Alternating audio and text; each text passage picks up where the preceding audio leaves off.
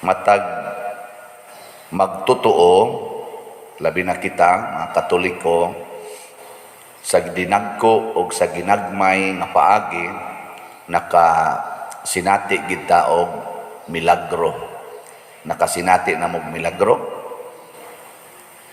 Kana bang makaingon ka milagro gini? Nakaana mo? Sinati. Man mo'y klaro.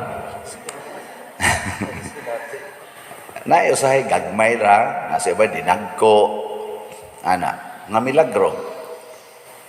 Kani, gihimo ni sa Ginoo, yaning gipaningkamutan nga masinati nato, aron ta mutuo niya.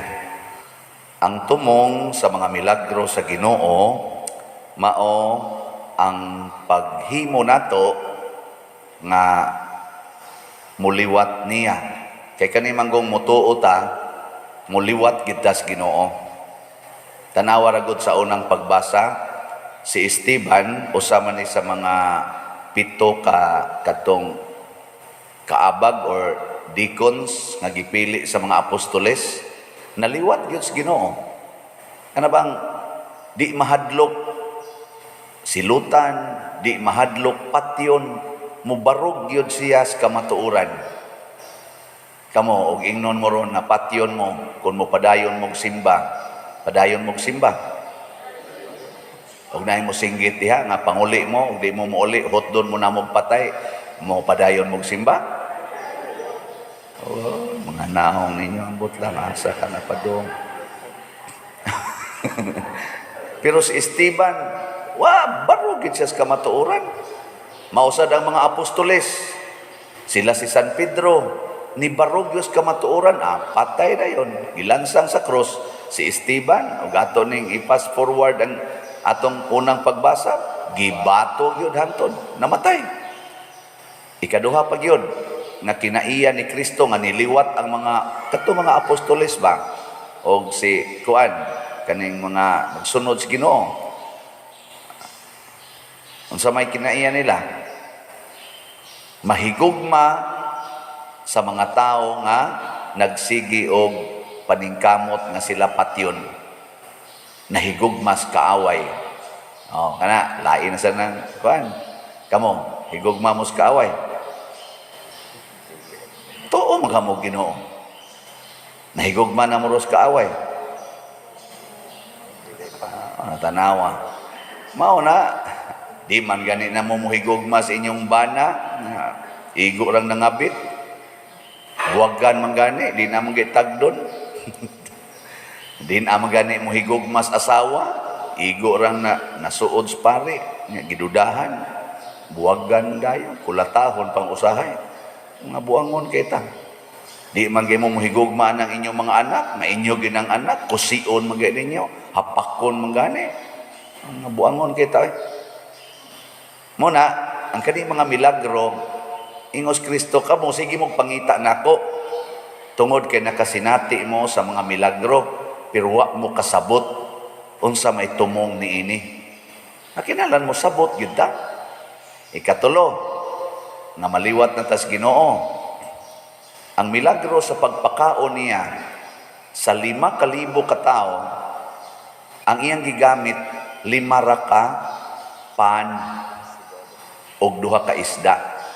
Napakaon ang 5,000 ka mga tao. Unsa may meaning ana para ni Kristo? Maghiusa ta, maghinatagay ta, og ang dako nga problema masulbad. Kagutom, maghiusa ra gud ta. Nya inig kahiusa na nato, maghinatagay ta. Hurot wag tang nang kagutom. Di ba? Ang day mamugdoko, sige mo gana. Wa di mo makihiusa sa inyong silingan. Maubitan nang magsigog ingon kanang mga koral. Basin baya kadang imong koral naghimo na nimo nga wa na ka makighiusa sa imong silingan. Wa na ka mutan-aw sa iyang panginahanglan. Ang imo ra gyung panginahanglan, ya ang imo sang mga grasya nga gihatag sa Ginoo, mao man ay mga milagro, makatrabaho ka, kadako anang milagro nga moabot ka sa trabahoan nya, mauli ka sa inyo. Sige kag hanggap anang hangin nga dili ikay gabuhat, wa gid tay factory sa hangin. Oxygen noon para sa mga patyo noon. Pero hangin nga natural, milagro na na di nagikan o di gyud mahurot. Tubig, ana, di mahurot. Muna milagro. Nya ipaambit na. So ipaambit. Ang imong gugma, ang imong grasya, ang imong bahandi, ayaw kurala. Ayaw kurala. Ipaambit.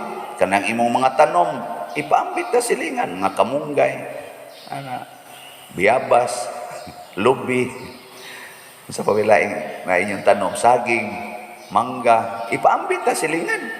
Magdinaw, magkaana, nawa na niya magsikag simba din Mao na siya gipang hingusgan ni San Atanasio nga ang Ginoo usa ka katilingban, usa ka Dios, tulo ka personas.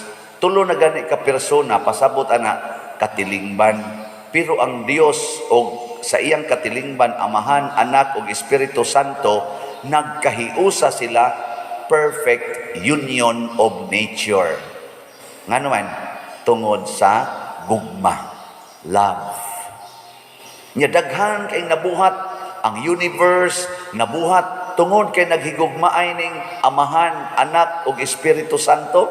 Nahimo ang universe, nahimo ang kaning ni ang mga anghel, nahimo ning mga tao nga karon ni simba apil nas Padersiano nahimo tungod ana. Nya kun maghigugmaay sa ta, magsige sa taghigugmaay, mamugna sad ang mga nindot nga mga butang para makaayos katilingban. O tanawan ni rong atong simbahan, lingia ang palibot. Ingon ani Dennis una di ay. Nya nganong na ingon ani naman kay naghigugmaay ta, sige palit slat. Nya karon mo sige pa magpalit. O kapalit lang yapon kay ang Ginoo wa man mohunong. Gikan atong pagsugod og himos universo hangtod karon sige gyud hatag kay ang gugma di man na mohunong. Matud pa sa 1 Corinthians chapter 13, ang gugma mula hutay gayon, dili gyud mohunong. Muna kanang nakigbuwag sa bana o sa asawa, mga buangon mo. Anong mohunong magkakigugma? Tungod lang kay mangulata siya? Pagpakulata lang. Tungod ba kay musuyop siya? Pasuyo pa lang na. Mamatay ramang ginamadugay. Matukhang pa na. Nya higugmaa lang yapon bisag tuan nas prisuhan. Higugmaa lang yapon. Matud pang Kristo duawa lang yapon. Nya sagda og masakiton wa kay kwarta, atiman na lang. Wa masad maingos Kristo ayuha ang masakiton, atiman na lang. Kay mamatay ramang gina. Pero may nang mga matay tang naghigugmaay kaysa nagmamatay tang nagdinumtanay mga daw kay tastadan. Oh, basura man na kanang atong hunahuna nga pirming dautan. Mao na kanang mga asawa magsigdudas bana tungod lang kay nisikit-sikit adtong mubo kay short nga silingan, magsige na kagkasuko. Basura ang naas imong hunahuna, dili gugma. Di ba? Kay gugma naas imong hunahuna, maingon jud ka, ang akong bana ba gi-share niya ang iyang gugma nako. Ang naka-share sa namong silingan nga mubo kay short. Nya unsa man na, limpyo imong kasing-kasing. Di ba? Si Kristo mao man na, tanawa katong gakulatan ni Kristo, galansang niya sa cross, unsa man iyang gisulti, Amahan ko, pasaylua sila kay wa ni masayod sa ilang gibuhat. Tanawa, limpyo kay ngunahuna ni Hesus. Niya muliwat mo na. Mamatay ka na. Dili. Kay ang Ginoo muhatag nimo og 100,000. Kay iya tong i-times og 100 times ang imong gihatag. Alkansi gid ana, dili gyud. Nya mo na ingos Ginoo, makasabot unta mo nining akong pagsigig hatag ninyo. Ako sa nakasabot sa kung kada nako dupa, naagyog ko'y kwartang makuha. Di sige sa kong hatag, apil na ning pagpalit og slot. Hutton gid akong hatag. Nga naman, kahibaw man kung di jud ko mahutdan. Munang hutdon akong hatag, kay di man ko mahutdan. Kay naaman ang tuburan, the fountain of graces, the fountain of living water, ang Ginoo, ang Holy Trinity. Di ba? Nindog lang tayo. Murag wagin mo makonvince. Sige na.